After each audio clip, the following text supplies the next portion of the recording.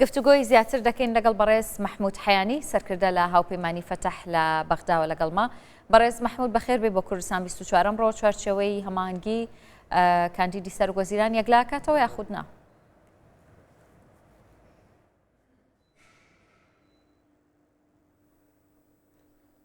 بنای خۆی بەخشندەی میهرەبان سەرەتا سڵاوتان لێبێت لە ئێوە و لە بینارانی کەناڵەکەتان. لە ڕاستیدا کۆبوونەوەی ڕابردوو کرا کە ڕێکەوتنی کرابوو لەسەر بەڕێز بەدری و بەڕێز عەوادی کە ئەوەی یەکەم سەرۆکی دەستەی لێپرسینە و دادپەروەریە، ئەوەی دیکەیان بەڕێوەبەری نووسینگەی سەرۆکوەزیرانی ئێستای عێراقا. ئەو دووناوە کاندیدن یاخود زیاترە؟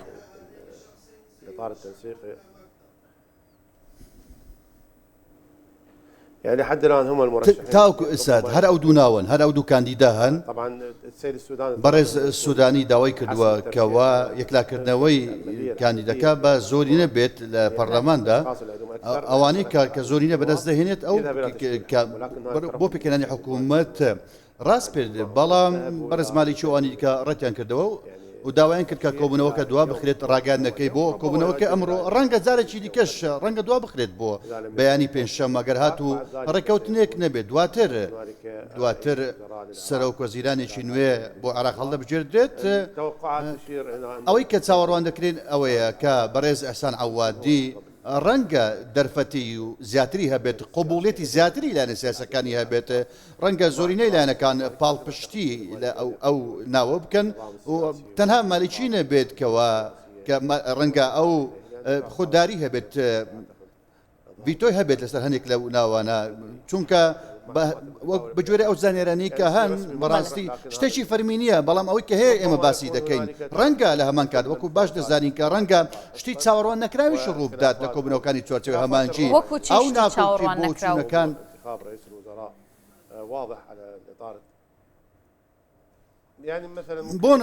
بۆ نمونە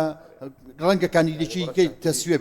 کاندیدێکی نوێکە ئێکلا بکرێتەوە، ڕەنگە کۆبوونەوەکە ڕێکەوتنەکە دوا بکرێت زارێکی دیکە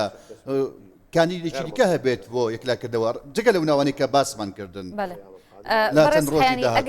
ئەگەر ئەم پرسە ببرێتە پەرلەمان و لەوێ یەکلایی بکرێتەوە، ئەمە ڕێگە پێدراوە دەکرێت لە ڕووی یاساییەوە لە پەرلەمان پرسەکە یەکلایی بکرێتەوە یا دەبێت گەورەترین کوتلەی شیعە خۆیان بە یەک کاندیدانی خۆیان کاندیدی سەرۆکوەزیران دەستنیشان بکەن؟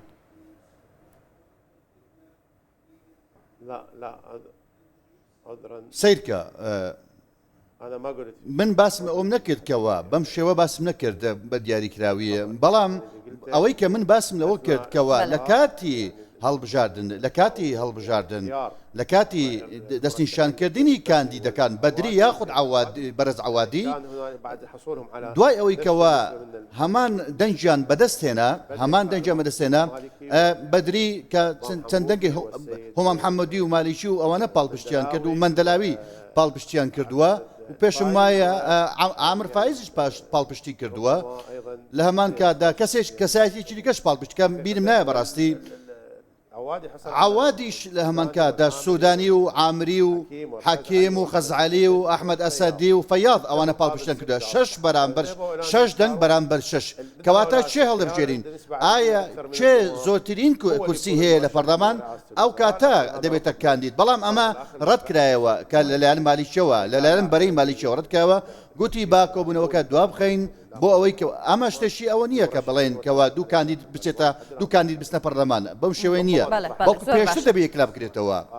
ڕەنگە لە کۆبوونەوەی داهاتووشم بابەتە جارێکی بەڕێز حەیانی لە 15 ڕۆژەکە زۆری ڕۆیشتووە، چەند ڕۆژێکی کەم ماوە، پێتان وایە لە ماوە دەستوری و یاساییە چوارچێوەی هەماهەنگی کاندیدی سەرۆکوەزیران یەکلایی یەکاتەوە؟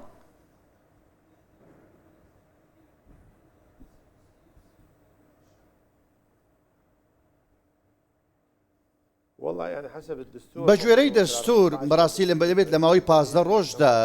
یەکلا بکرێتەوە کاندیدی سەرۆک وەزیران پێویستە لە ماوەی مانگای حکوومەت پێک بێنرێت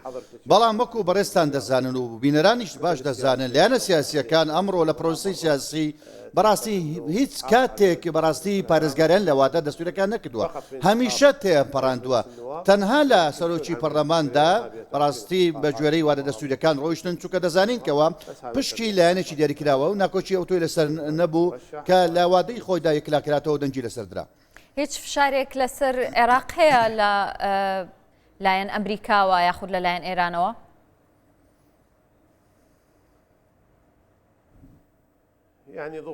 بەڵێ فشارەکان وەکو بەڕێستان دەزانن کەوە سەرۆک وەزیران پێویستەکە هەمیشە بەڕاستی تەوافق و سازان هەبێت لەلایەن ئەمریکا و لەلایەن ئێرانەوە بەڕاستی ئەمە فەرزکردنی ئیرادە نییە پێویستە قبول کراوە بێ لەلایەن هەردوو لایەندەوە بەڵام لە کۆتاییدا ئیرادەی عراقی سەرۆک وەزیران هەڵەبژێڕێت ئەمە ئەم خاڵە پێویستە هەبێت لە سەرۆک وەزیرانی داهاتوو لە کەسایەتی سەرۆک وەزیران ئەوەی کە دەبێتە سەرۆک وەزیران پێویستە ئەو سێ خاڵی هەبێت مەقبوڵێتی هەبێت لە نێوان کۆماری ئیسلامی و ویلایەتە یەکگرتووەکانی ئەمریکاوە لە هەمان کاتدا پێویستە ڕێککەوتنێکی سیاسیش هەبێت لە ناوخۆی عراقدا مەقبوڵێتی عراقی شەبێت بۆ چوونی لایەنە سیاسەکانی هەبێت و فراکسیۆنەکان پەرلەمانتاران ئەو کاتەکە دەنجی لەسەر دەدەم ئەو جات دەبێت تا سەرۆک وەزیرانی شەرعی عراق بەڕاستی لە چوارچێوەدا هەندێک ناکۆچی هەیە لە بۆ چوونە سیاسیەکاندا لە لێکتێگەیشتنەکاندا زۆر ڕوون و ئاشکرایە گۆڕانکاریش ڕەنگە ڕوویداوە گۆڕانکاری هەیە لە ناکۆچەکاندا ڕۆژێک لەگەڵ مالیشی هەیە ڕۆژێک نەک تەنها کەسێتی مالیشی بەڵکو لەگەڵ بەرەی ئەوەی کە لەگەڵ بەرز مالیشیدا ئەوەی ئەو بەرەی کە لەگەڵ سوودانیدان ناکۆچی هەیە بەڵام گۆڕانکاریش لە ناکۆچەکاندا هەیە بەڵام ئەوەی کە ناگۆڕێت و گۆڕاوە ئەوەیەکەوە ئەو کەسایەتەکەی لەگەڵ مالیشیا بەڕێز بەدریە کە ئەبوو عەلا وەلاییش پاڵ پشتی دەکات بێگومان بەڕاستی یەکسان بوون بە شەش دەنگە ئەمە وای کردکەوە کۆبوونەوەکە دوا بخرێت بۆ ئەمڕۆ کە ڕەنگە جارێک کەشت دوا بکرێتەوە ئەگەر گۆڕانکاری لە بۆچوونەکان و کەسایەتەکان ڕوونەدات بێگومان دواتریش ئەگەر هات و نەگەیشتن بەڕێکەوتن بەڕاستی کۆمەڵێک سیناریۆ هەیە کۆمەڵێک سیناریۆی هەیە کە ڕەنگە بچین بۆ کاندیدێکی دیکە جگە لەو دووناوانەی کە باسمان کردن کاندیدێکی تەسویای تا کاندیدی یەکلاکەرەوە بێت کە ڕەنگە ناوەکەشی نەهێنرا بێت یان ئەوە تەجارش کە بگەڕێنەوە بۆ مالی چی بۆیە پێم وایە دوای ئەم کاندیدەی دوایی ئەو بەیاننامانەی کە دەکران بەڕاستی دەرفەتی سوودانی و مالیکی نەماوە کە جارێک کە ببنەوە بە سەرۆک وەزیران بە بۆ چوونی من ئەوەی کە نزی بە جۆرەی پێدراوەکان ئێستا ئەحسان عەوادی باشترین دەرفەتی هەیە ئەگەر هات و ڕێکەوتن لەسەر باسم بەدری نەکرێتە ئەو کاتە بەرە و کەسایەتێکی دیکە دەکرێت چوارچێوەی هەمانجی هەنگاو بە و ئاراستێ دەنێت بەڕێز حەیانی لە فشارەکانی ئەمریکامەوێت پێم بڵێ کە فشارەکان چینە هیچ پەیوەندیان بە هەماهەنگی ئەمنی و ڕاگررتنی دۆلارەوە هەیە لە عێراق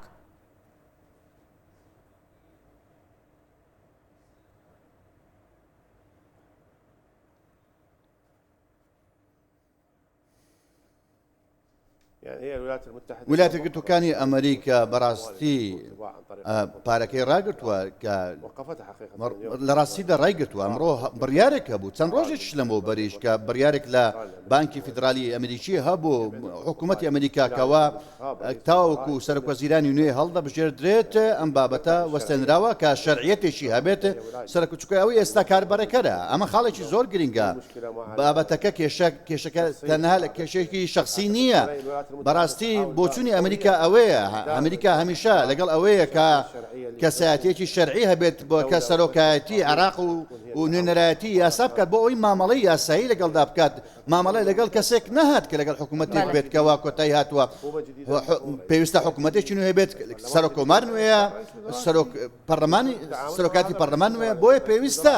مامەڵەی لەگەڵ سەرۆکوەزیران بکات کە نوێنەرایەتی گەل دەکات لە بەردەم کۆمەلگەی نێودەوڵەتی و لە بەردەم وڵاتان نوێنەرایەتی شەرعەتی عێراق دەکات بۆیە پێم وایە ویلایەتە یەکگرتووەکانی ئەمریکا لەم دەواازەیەوە بەم شێوە دەڕوانێت پاڵپشتی ئەمنی و دارایی ڕاگرتووە نەک بەهۆی هوکاری باشە عێراق بەرگەی چەندی ڕاگررتنی دۆلارەگرێت یاخود ئەو زیانانەی بەو هۆیەوە لەیەکەوێت چین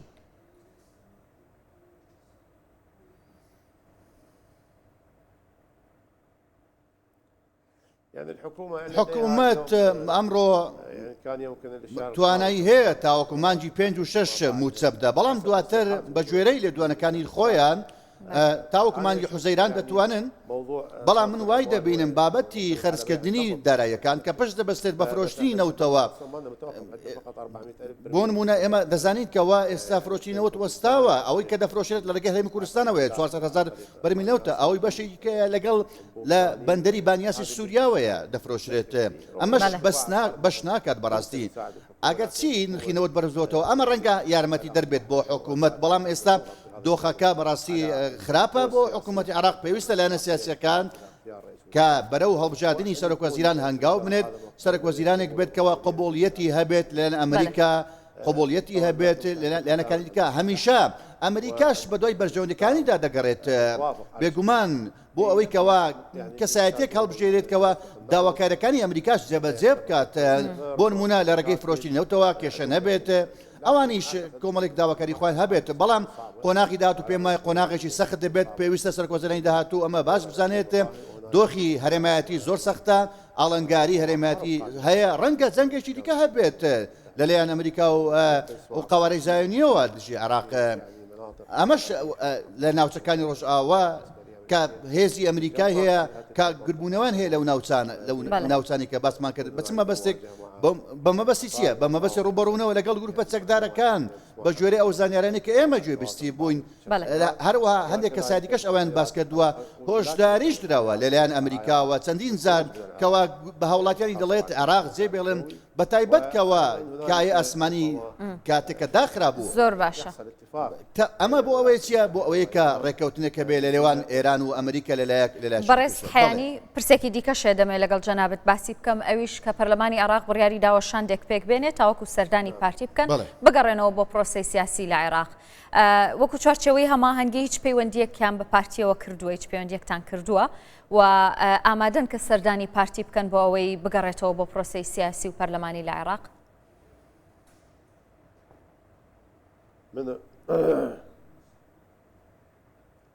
من يعني شوف سيركا برز سروك بارزاني ميجوكا بو عراق كساتيكا براستي سردمش زوري بيني ورجيم سيستمي نوع حكمراني عراق او بجدار بوا بجداري سرجي بوا لرجي غوريني رجيمي بيشوي عراق و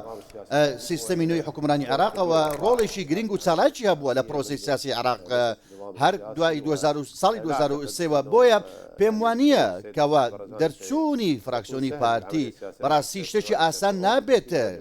لێکەوتەی زۆر دەبێت و چونکە ئەوان پەیوەندیی نێودەوڵەتی و هەرێمەتی زۆریان هەیە کاریگەری لەسەر پرۆسەی سیاسی و حکوومەت پێکەنانی حکوومەتی داهاتووی عراق دەبێت لە هەمان کاتدا هەرێمی کوردستان بەشێکە لە عراق بەشێکە لە سیستەمی سیاسی عراق و کە ئەوان هەرێمی کوردستانیش دژایەتی ڕژێمی پێشووی عراقیان کردوتەوە لە ڕاستیدا مەقبوڵێتی زۆریشان لەلایەن شەقامی شیعە و سونە هەوەیە پارتی هەولێر بەڕاستی پێگەیەکە و شوێنێکە بۆ هەموو عێراقیەکان کاوا ئەو تەنگژانەی کە ڕوویاندا لە ناوچەکانی ئێمە لەوێ چارەسەر دەکران لەو ئەو ناوچانەکە کێشیەکان بۆ ئەوەی کە پارتی بگەڕێتەوە بۆ بەغدا الأخوة في أربيل يعني أكثر القوى السياسية زورك لەلایەنە سیاسیەکان هەوڵی دەدەن هەوڵی ڕێگەی پەیوەندیەکانیە کە بەیەکەوە دانیشن لەسەر مێزی گفتوگۆ بۆ ئەوەی کەوا ئستحقاقاتی خۆیان هەبێت پارتی دموکراتی کوردستان چونکە ئەوانەیش شایستەی خۆیان هەیە پێویستە مافی خۆیان وەربگرن مافێشی دەستوریە پێم وایە کە بەڕێز سەرۆک بارزانی هەمیشە لە هەموو هەڵبژاردنەکاندا لە هەموو پێکەنانی حکوومەت بەڕاستی ئەو ڕۆڵی سەرەکی دەبینێت بەڵام ئەمڕۆ دەبینین تووڕەیە بەڕاستی ئەمە پێویستە ناکۆچیەکان وەلاو بندرێت لایەنە سیاسەکان کاتێکەوە کێشیان لێرا دروست دەبێت دەستنە لای سەرۆک بارزانی بۆ ئەوەی کەوا سڵحیان بۆ بکات کێشەکانیان بۆ چارەسەرکە بەڵام ئەمجارە بە پێچەوەنەوەیە بەڕاستی بۆیە پێویستە بۆ چونەیەکە بێت بۆ ئەوەی کە چارەسەرکردی کێشەکان و پارتی تۆڕە نەکەن چونکە بەڕاستی تۆڕکردنی پارتی و سەرۆک بارزانی قورسە ئەو کەسایەتیەکە کەسایەتێکی نیشتیمانیە مەقبوڵێتێکی نیشتیمانی هەیە کەسایەتیەکە تەمەنێکی سیاسی و پاڵپشتەکانی بۆ لایەنە سیاسی عێراقیەکان لە هەموو تەنگشەکان دەکە ڕوویە داوە هەمیشە ئەو کە بەشێک بۆ لە چارەسەرکردنی کێشەکانی زۆر سپاس دەکەم بەڕێز مەحموود حەیانی سەرکردە لاوپەیمانی فەتەح لە بەغداوە لەگەڵمان بووی سپاس